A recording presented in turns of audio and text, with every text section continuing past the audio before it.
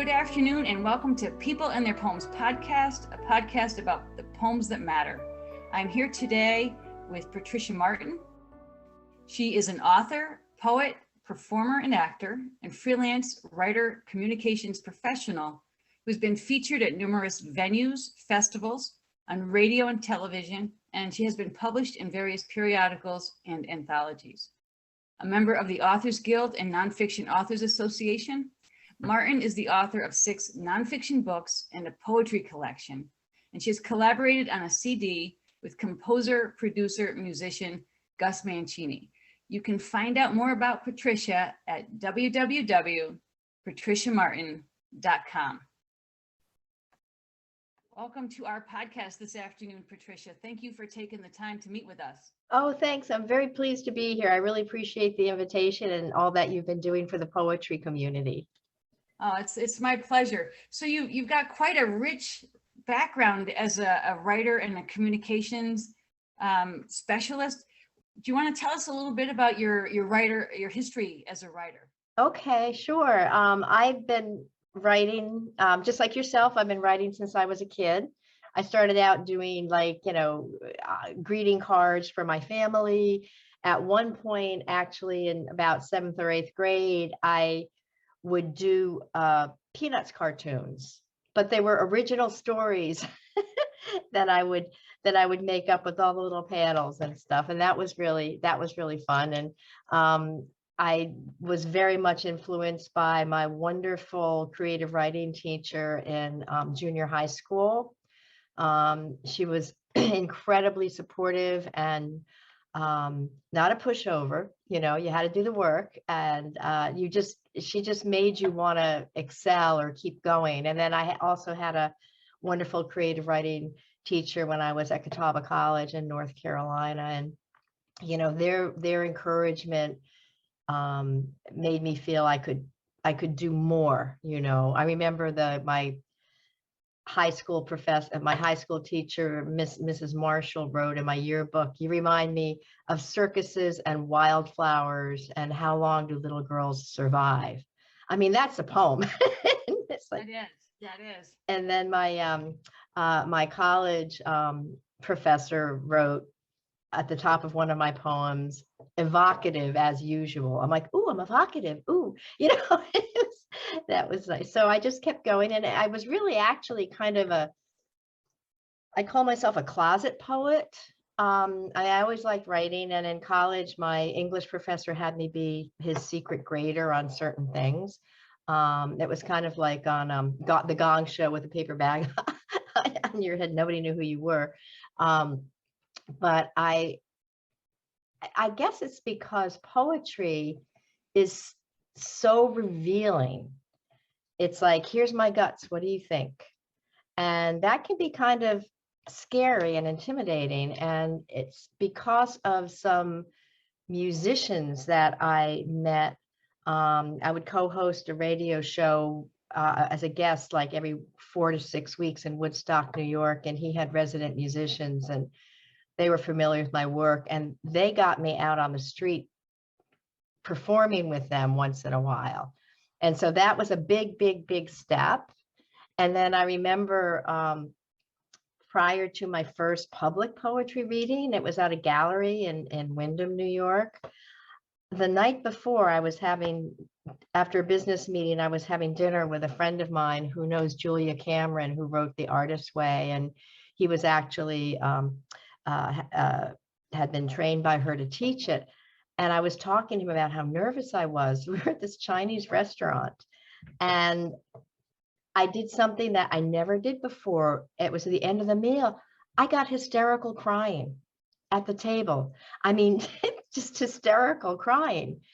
And so he kind of ushered me out, and I sat in the car and I did something I'd never done before. It was like this breathing. It was like, it's like so deep and so, you know, such a deep place. And it felt to me like I was giving birth to a different part of myself. And that went into a poem called The Woman in My Belly. And then after that, you know, there was no stopping me. Give me the mic, you know. So I have a question for you. As a high school English teacher, I'm really curious, and doing the work, what did that look like in terms of feedback and interaction with first your high school teacher and then your college professors that got you to a place where you could confidently and safely put on the page words that those instructors found to be evocative? I think it's because they would share their work, at least my high school teacher did. And everybody would write and then they would share, and it just became a safety, no judgment place. She would make comments or some suggestions on the written page, but she never made you feel lesser when you were reading, like there was something, that you were doing wrong. It was just a very safe place. And the same thing was in college. She would tend to give, it was more assignment oriented, I guess you would call it. It wasn't as free flowing. And that was a good challenge. It's kind of like having prompts that you get graded on. So, and again, it was a small class, as was the high school. And so you became like a very tight knit little artistic community, and you'd support each other, and the teachers just, kind of facilitated things and made their comments. But it was it was just very embracing and opened you up to possibilities and pushing you like, okay, you got through this assignment. Now here's one that is maybe more challenging. And it was like step by step, leading you forward. That's really interesting, and that's exciting to me too. This idea that learning to write and to express yourself through an art form really prepares you for life and for connecting with people. That it isn't this fluffy thing you do as an extra assignment for some enrichment, or if you happen to have the skill, right? It's not this thing that's on the periphery. It's this thing that can be central. Right. Teach us to find the exact right words for communicating with people. And meaningful. I mean, you look to, the whole thing, I guess part of the whole experience was, you're expressing something that's real. It's not just, roses are red, violets are blue. It was, you're expressing something of yourself. And that's very liberating. And when everybody does it, it becomes, I don't know, it's like a safety zone of freedom. Yeah, and I suppose those roses are red, violets are blue kind of greeting card poems that we start out with allow us the opportunity to play with words in an even safer way. So even that is somewhat foundational. Oh yeah. So I'm curious, how did you get from your writing life to your more musical and public performance of your work life? What was that like? Well, it's kind of a good merging. I was very fortunate to have worked for a public relations agency. I worked for a TV station in New York for a while, and then I ended up working for a public relations agency where the owner, it was very small, and he was actually an artist, but he also had a business writing background. So he had that left brain, right brain thing going on, and which is unusual. And he'd always say, well, you can write that. You can write that, or you can go here and interview these people, and you can do that. So for the commercial or the more copywriting aspects, it was like, fly, you're free, fly out of the nest. And in a way, that kind of ongoing writing, which I still do, for my clients, and I work part-time for a federally qualified health center, and I do their marketing communications. It's kind of like exercising your muscles, because you're always writing. So it doesn't matter if you're, like if you have an assignment, and I've done some great things I've had no business doing. I mean, it's like I wrote a video for construction workers on how to install precast cement curbs. I'm like, how did I get that? How did I? And I wrote for the Lego toy company, kids magazine, for 8 years. So, I feel like I was always learning and growing. But when you have an assignment, it's not about you, it's to serve a purpose. You put yourself into it just by virtue that it's your expression, but it's really not oh, what does this mean to me? What am I trying to say about me? It's more focused and objective. And that kind of helps hone your skills, I think. And then you shift brains and you go over and you write things just for yourself or to express something of yourself and then share with other people. So they're separate, but yet I think the commercial end is very complementary. And as I said, it's not like I'm sitting around all day like entering data. I'm doing the work, and it's great fun. And does that commercial sort of objective outside yourself experience, does that in some way also support the part of you that performs your poetry? I think it made me more confident. Like at first it's like, I'm a writer. And then it's like, I'm a writer, you know? So I think there's a certain level of confidence you get when you go through assignments. Like I used to feel like every assignment I got is going to be the one that's going to, it's that imposter syndrome. This is going to be the one that's going to show that it's all been a fluke and I really can't write, you know? And after you've done it for a while, it's like, okay, I guess I can do this thing. And so that gives you the confidence and the juice, I think, to turn it to a different direction. And so they're very compatible, and I enjoy the challenges of both. And I know in your notes that you reference the music having an influence on your writing in addition to your professional commercial writing experiences. Could you talk to us a little bit about how music that you grew up with or lyrics have influenced you as a thinker and as a writer? Yeah, I've always been a word person, I think, because even as a kid, you know, when the Beatles came out, everybody was like, whoa, the Beatles. And, you know, I mean, I love the Beatles as much as anybody else, especially old, you know, when they got into Revolver and Rubber Soul and then more sophisticated. But I remember when they first came out and there was like, she loves you. Yeah, yeah, yeah. And I want to hold your hand. I was in 5th grade and I thought it was dopey. I mean, it's like, really? You know, I mean, I like the music, but if the lyrics aren't there, it doesn't do it for me.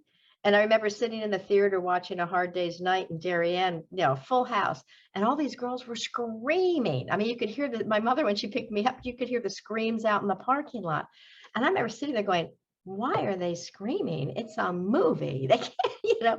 And it wasn't until I was in 7th or 8th grade, driving home, my mother picked me up from some after school function with a friend, and MacArthur Park came on the radio, and I was like, huh?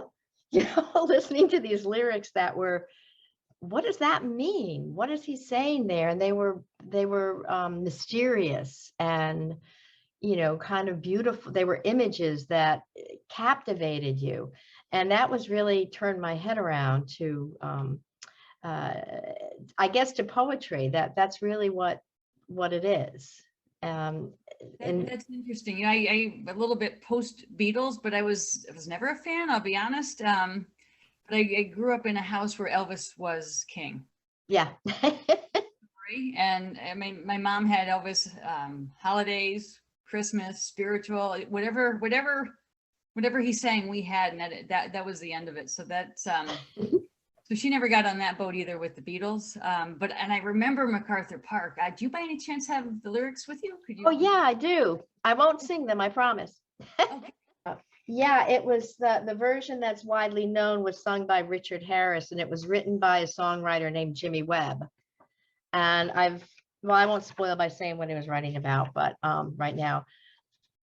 So, and MacArthur Park is a park in LA. Spring was never waiting for us, girl. It ran one step ahead as we followed in the dance between the parted pages and were pressed in love's hot, fevered iron like a striped pair of pajamas. Oh my God, right? MacArthur Park is melting in the dark, all the sweet green icing flowing down. Someone left the cake out in the rain. I don't think that I can take it because it took so long to bake it, and I'll never have that recipe again. Oh no. I recall the yellow cotton dress, foaming like a wave on the ground around your knees, the birds like tender babies in your hands, and the old men playing checkers by the trees. MacArthur's Park is melting in the dark, all the sweet green icing flowing down. Someone left the cake out in the rain. I don't think that I can take it because it took so long to bake it, and I'll never have that recipe again. Oh no. There will be another song for me, for I will sing it. There will be another dream for me. Someone will bring it. I will drink the wine while it's warm and never let you catch me looking at the sun. After all the loves of my life, after all the loves of my life, you'll still be the one. I will take my life into my hands and I will use it. I will win the worship in their eyes and I will lose it. I will have the things that I desire and my passion flow like rivers through the sky. And after all the loves of my life, oh, after all the loves of my life, I'll be thinking of you and wondering why. MacArthur's Park is melting in the dark, all the sweet green icing flowing down. Someone left the cake out in the rain. I don't think that I can take it because it took so long to bake it, and I'll never have that recipe again. Oh no. Oh no, no, oh no. That bittersweet tone. Oh my goodness. Would you tell us why that particular song resonates with you? What is it about MacArthur Park? It was the first song that the first commercially played song that I ever heard that had sophisticated lyrics, rich with images and symbolism and yes, evocative. It kind of drew you in and made you want to find out more. It made you listen, and it was emotional. It was emotional and it was raw, and that's kind of like, okay, that's liberating. This is what people can do. This is what they can share. And I guess at the completely other end of the spectrum of that, she loves you, yeah, that kind of the nonsense lyrics.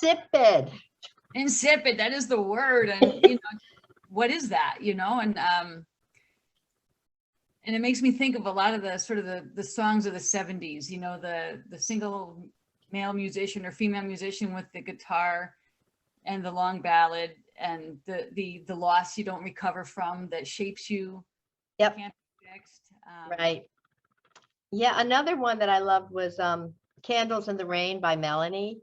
That to me was very powerful and beautiful and strong. And of course, you know, Joni Mitchell, Carly Simon, who writes more personal kind of stuff, but that's very liberating because it's intelligent. Yeah, the singer-songwriters who put their emotions out there on their sleeves are really inspiring to me, and they continue to be inspiring to me. That's great. Would you mind sharing a poem of your own that you can link back to that kind of deep, evocative, heart on your sleeve? This is my experience. Oh, sure. Yeah, I will read The Woman in My Belly. Okay. Which is the one that was written about that giving birth, fearful thing, and how it brought out a different side of me. It was like reaching in deep to something I didn't know was there, that I didn't know was a fear, like going to a fearful place. It was fearful in a way because it was a part of me that I hadn't touched upon before. And that was very liberating. The woman in my belly.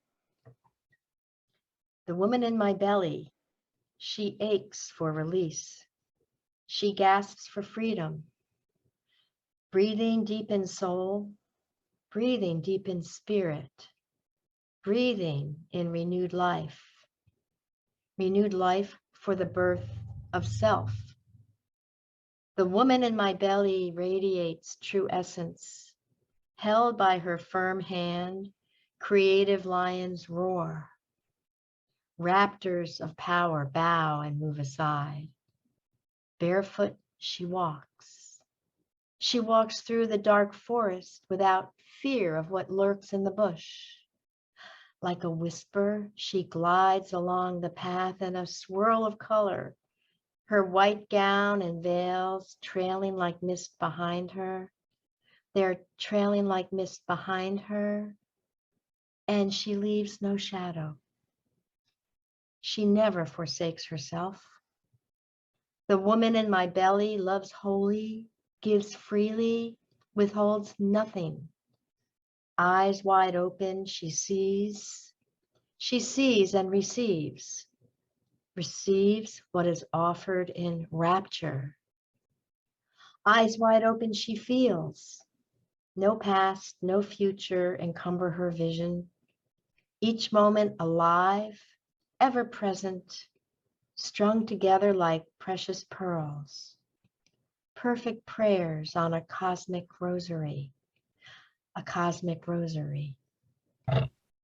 Thank you, Patricia. You know, just listening to that poem and the movement from the unborn new self to this vulnerable being walking barefoot in the dark, despite those raptors and all the danger and the unknown, with the strength of prayer and confidence in that spirit to bring you forward. That's a very powerful sequence of images. Thank you. Thank you. Yeah. And I think this, I'm thinking about everything you're saying and this idea of moving from a protected vulnerability, that womb-like state, to accepting the unknown and our own potential really becomes that source of strength. Yep. Just thinking of you being supported in the restaurant when you were struggling with that. That's the moment when this poem. That's when I got hysterical, and I've never cried in public. Public, it's like, well, what, And so I was like ushered out the door, and I was sitting in the pickup truck just sobbing, and then this breathing like I never had before or after. It was like from a very deep place, and it was a very powerful, visceral experience. And I just remember when I was trying to catch my breath that I'm like, oh my God, this is like I feel like something's coming out of me. I'm like giving birth to something inside of me. I didn't know what, but it was coming out. That's really something. And have you shared this poem in other public places, or what is? Yeah, I have, and I think it's helped people who were maybe trying to go to deep places themselves, or if they're in a deep place, to have the courage to share it. And I actually is on the CD I did with Gus Mancini on Mancini and Martin. I was fortunate enough to have a CD made. It's not I don't sing, but it is not just reciting either. It was a very interesting experience to be produced. That's neat. And how did that come about? Oh, I'll have to send you a copy of it. It came about because Gus Mancini was one of the Woodstock musicians, and we were friends for years, and he always liked my work, and he liked my voice, and he's a proficient, I mean, he's an incredible talent because he's a composer. He started the Brooklyn Conservatory jazz program. He's a composer, a musician, a producer, and he has his own recording set up to do his own stuff with lots of different, he's performed with other people. And so he was just like, let's, I'd love to do a CD with you. And it was interesting for me because when I say he's like a musician, he played every sound you hear on the CD. He does sax, he's an alto sax player, keyboard, synthesizer, but the most amazing instrument is called a MIDI, and it's a wind synthesizer that looks kind of like a little clarinet or oboe or something, and it can be programmed to sound like anything. It can sound like a shakuhachi flute. It can sound like a bass. It can sound like a guitar. It can sound like a French horn. It can sound like an alien space attack. I mean, it's really I'm sorry, it sounds like an incredible experience to listen to your CD. Is it available for purchase elsewhere? I don't think it's on Amazon anymore. I have some if people want to write to me. It's not on my website, but it's going to be on my website. But yeah, it was really a trip for me, and because it was produced, and some of the words were rearranged. Women in My Belly went straight through the way it was, but other things were a little bit, fractured, I guess you would call it, and overdubbed. And he had his work cut out, though, because he'd go, okay, he was a bit of a taskmaster because he's a perfectionist. So it was really a good learning experience for me to get there. And he's like, okay, on the third beat of the fourth measure. And I'm like, what's that? Because I'm not. And it was fun. I mean, it was really fun. And he taught me how to listen. Like, I remember him going through listening exercises with me. And it got to a point where we went to this upstate New York. I used to live outside of Woodstock, which is gorgeous, the Catskills and the Hudson River. We went to this place where there was this waterfall, and we stopped and we listened. And it got to a point where you could separate the sounds of the waterfall. It wasn't just like a melodic whoosh, but you could actually hear the layers and the levels of sounds that combined to make that big whoosh. And that was a big moment for me. I'm like, wow, I can hear all this stuff in the waterfall. That's exciting. And hearing your laughter as you describe and recall this really speaks to the role of fun and play. Yeah. And wordplay and the sound effects of language. And that is so much a part of the magic, in addition to that, deeply connecting with our felt experience. And deep respect for all that initiative. I mean, it takes a lot to get a poem down. Yeah. And I think it can deepen our empathy with other people, and build bridges where there aren't any, and take us places we'll never go, but we can see it and feel it. And I think that's something you do in your poem about the Ukrainian mothers. Oh, do you thank mind just you. giving us a little backstory? What prompted you to write that? And I could be in tears. I remember reading an article. I gravitate to the New York Post's coverage of news because it's not fluffy, and it's very direct, and it's also has heart, and it's not overdone.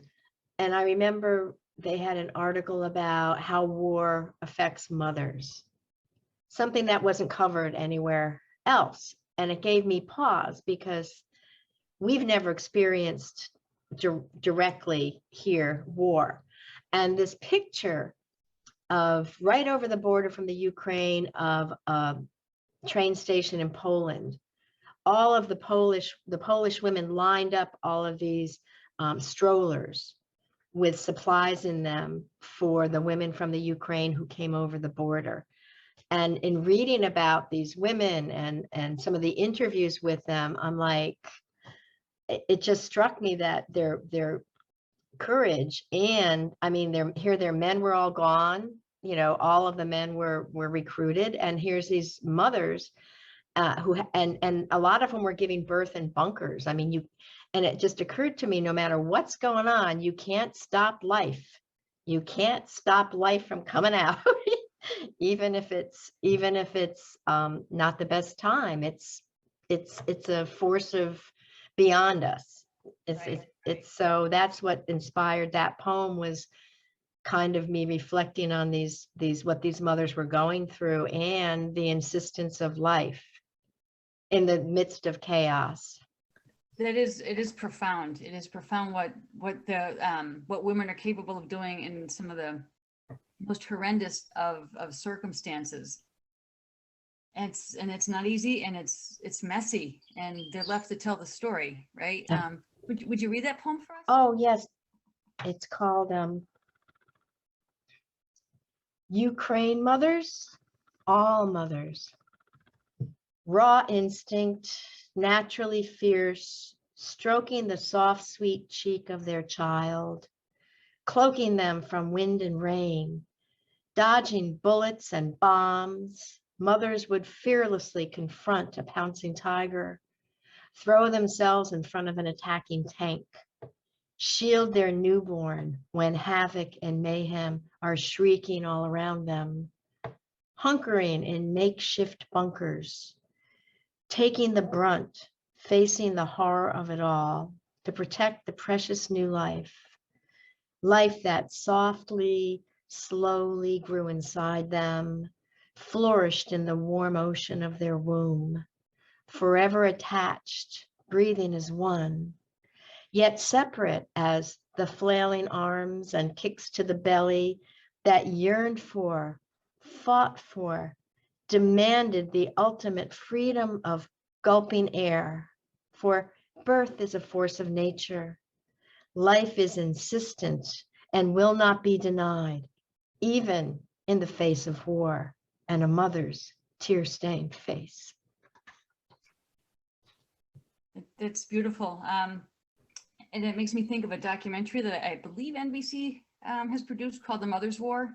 Okay. And your poem just speaks to that. The documentary follows the threads of 4 women in 4 different war-torn situations, whether Wow. losing a son or being raped while your husband's being beat in the next room.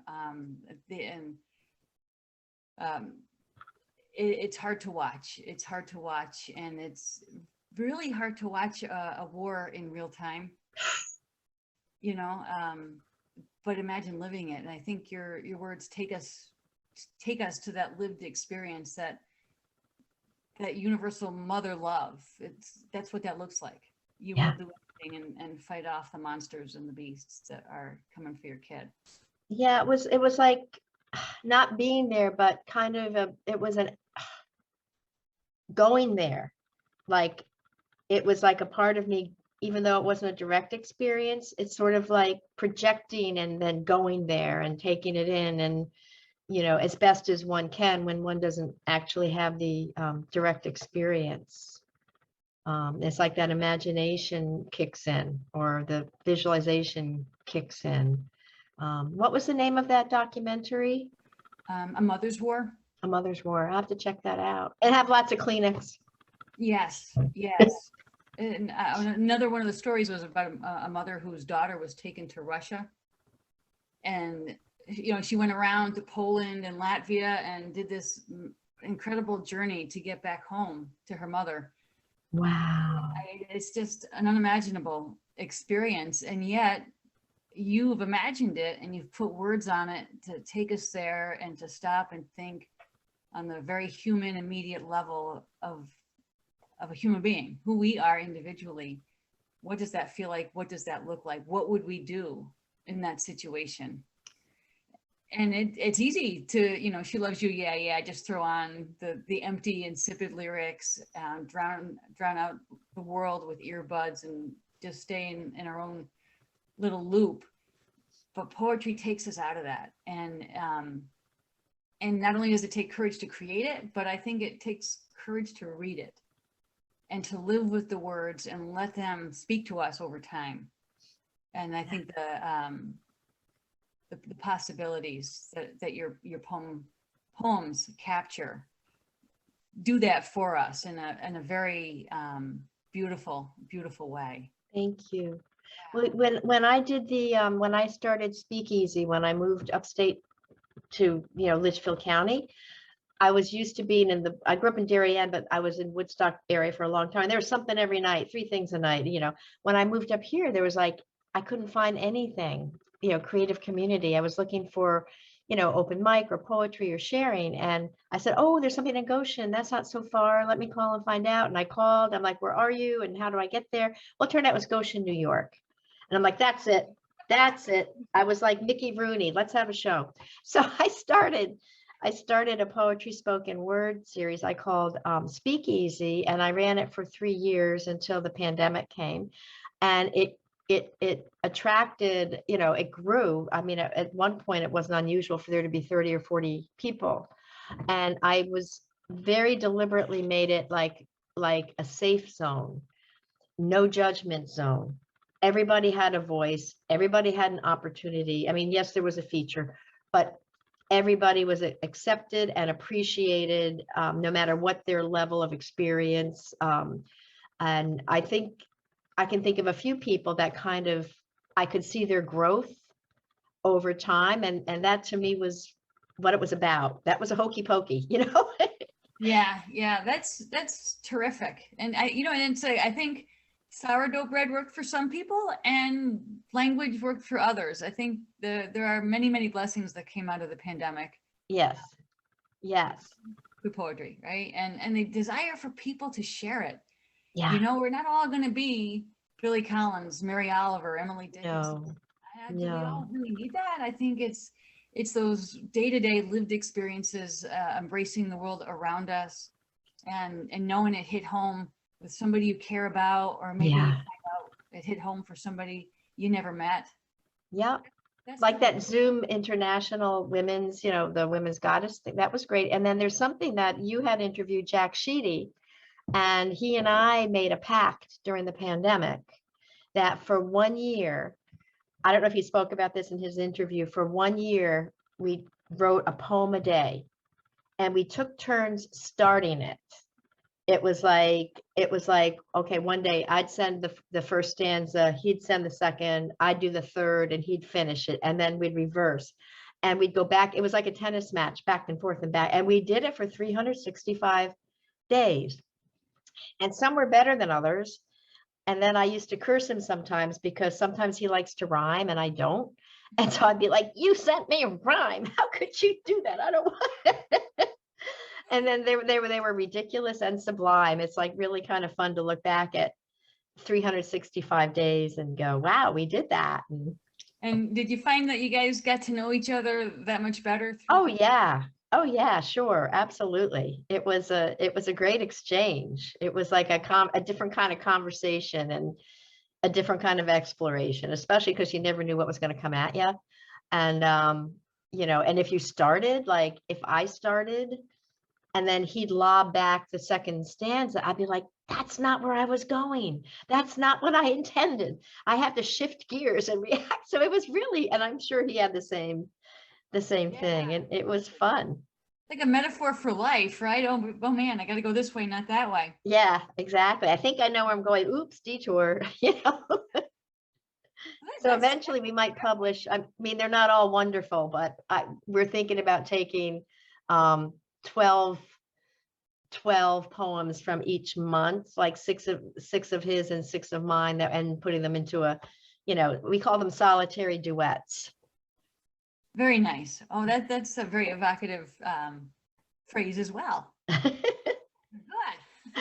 I like evocative. We like evocative. And you've also published your poetry in bound volumes, and I believe In Venice I Could Sing is the title poem to one of your collections. Is that right? Correct. I can show you. This is the book.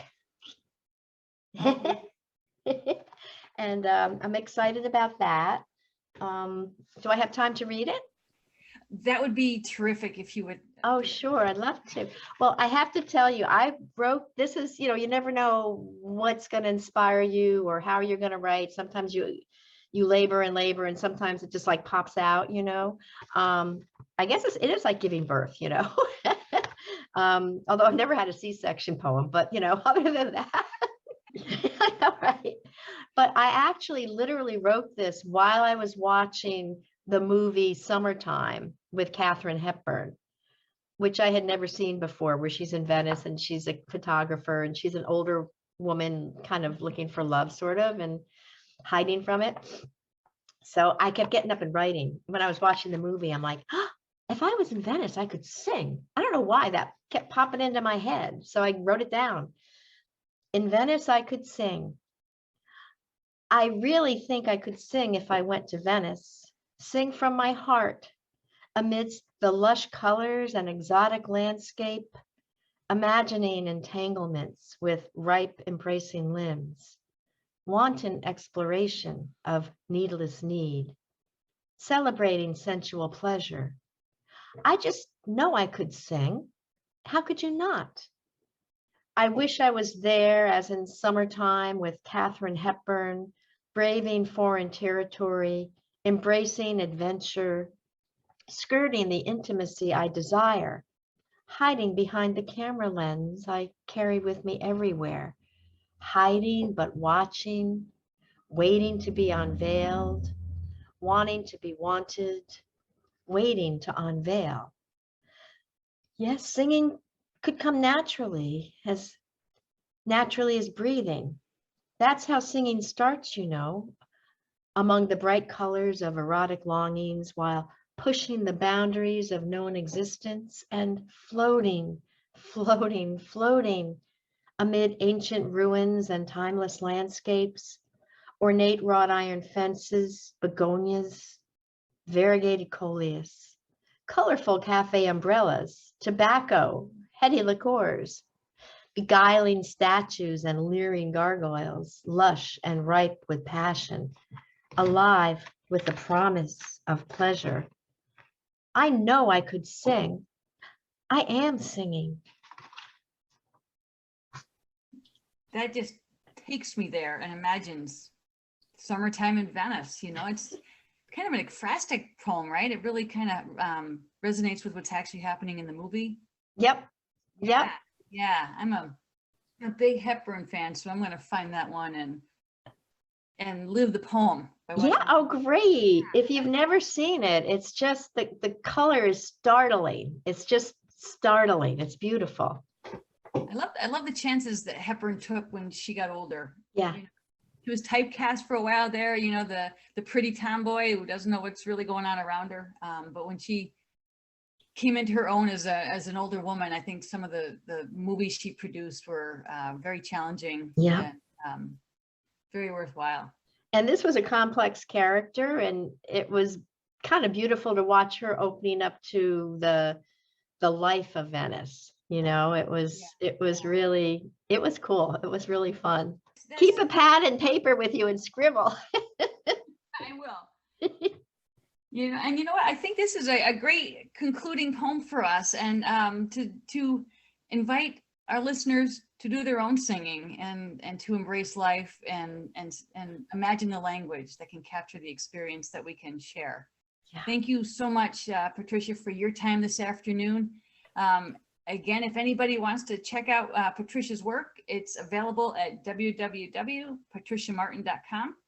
And you'll find not only In Venice I Could Sing, but also that new collection of haiku that you have coming out soon. That's in production right now. I'm excited. And then they can contact me if they're interested in Mancini and Martin. I got to put that up there too. I just, you know, I'm a bit of a Neanderthal and I need to rely on the kindness of kindness of friends. So that would be.